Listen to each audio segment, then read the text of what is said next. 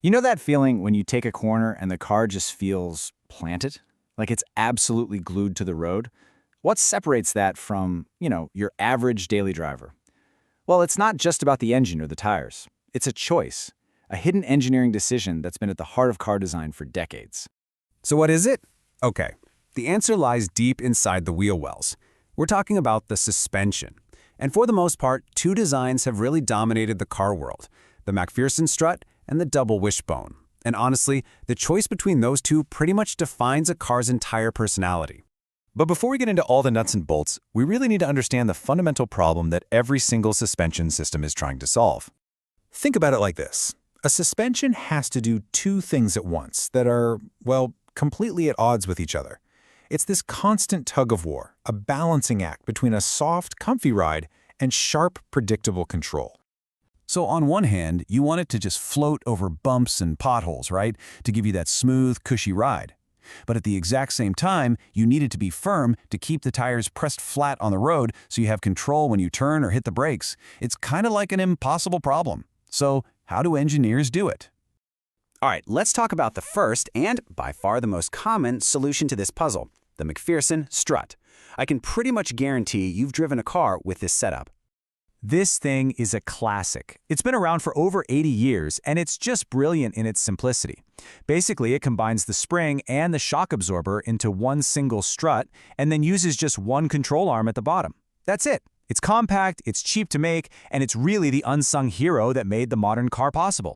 Now, here's the thing about the MacPherson Strut. Its greatest strength is also its biggest weakness. That incredible simplicity is what makes it inexpensive, lightweight, and easy to fit into a car. But that same simplicity means engineers don't have super fine-tuned control over the wheel's movement, which is something performance junkies really, really want. And it is everywhere. You'll find it on a basic family crossover, but also, and this might blow your mind, on almost every generation of the Porsche 911. Yep, that's right. One of the best handling cars on the planet uses what many consider a budget suspension. So what's up with that? Well, if Porsche can make a MacPherson Strut work that well, why would you ever use anything else?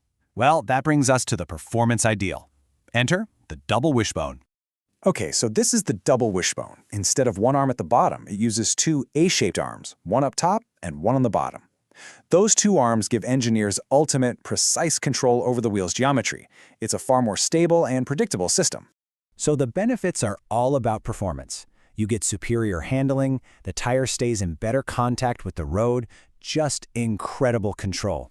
But of course, that performance comes at a price. It's more complicated, it's heavier, it takes up more space, and yeah, it costs a lot more to build. And that's exactly why you see it on cars where handling is everything. We're talking race cars, supercars like a Lamborghini Aventador or a high-end Grand Tourer like an Aston Martin. When performance is the #1 priority, this is the way to go. So we keep saying better control, but what does that actually mean when you're behind the wheel? Why is all that extra complexity worth it? Well, it all comes down to one really important thing, the geometry of the tire. The secret ingredient for amazing grip in a corner is managing something called the tire's camber angle. Camber is really just the tilt of the wheel. Imagine you're taking a corner hard, and the body of the car starts to roll to the outside. To keep the most rubber on the road, you actually want that outside tire to tilt into the car. That's called negative camber, and it's key for grip. And here it is. This is the magic trick. When a car with a MacPherson Strut leans in a corner, its geometry tends to make the wheel tilt outward, away from the car, which means you lose grip. But the double Wishbone? Those two arms work together to do the exact opposite. As the car leans, they force the wheel to gain negative camber, tilting it inward, keeping that tire pressed flat on the pavement. As one expert on an engineering forum put it, the whole point is that this camber gain keeps the tire flatter on the road when you need it most. The suspension isn't just sitting there, it's actively working to create more grip. And if you want proof, look at Porsche. When they finally swapped the front suspension on the 911 GT3 to a double Wishbone design, without a big power increase, the car was more than 2 seconds faster on a lap. In racing, 2 seconds is an absolute eternity. That's all geometry. But the story doesn't end there. The real world is all about compromise, not just raw performance. And engineers are a clever bunch. They've been working for years to get the best of both worlds. Take the Honda Civic. Older Civics were famous for their amazing handling, and that was thanks to a double wishbone setup. But later, to save money and space, Honda switched to MacPherson struts. That was fine, until they built the high-horsepower Type R and ran into a whole new problem. That problem is called torque steer. If you've ever floored in a powerful front-wheel drive car and felt the steering wheel try to rip itself out of your hands, that's torque steer. So Honda's engineers invented the dual-axis strut. It's still basically a MacPherson strut, but they separated the steering knuckle. That little change lets them tweak the geometry to fight that pulling sensation, making the car way more stable under power. And Honda's not the only one.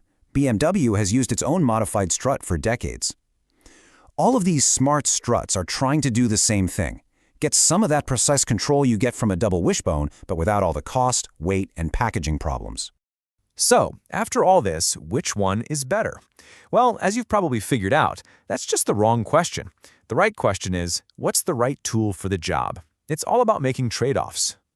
For the vast majority of cars, the MacPherson strut is the perfect tool. It's a fantastic balance of comfort, performance, space, and cost. But change the mission, and you need a different tool. For a serious off-road truck that needs massive suspension travel and durability, the strength and stability of a custom double wishbone setup is usually the better choice. So here's the bottom line. The suspension under your car is not an accident. It's a deliberate, calculated compromise between cost and comfort, space and control. It's a choice that shapes the very soul of the car. And it's a perfect example of a critical engineering trade-off, hiding in plain sight. Kind of makes you wonder, what other hidden choices are shaping the world around us every single day?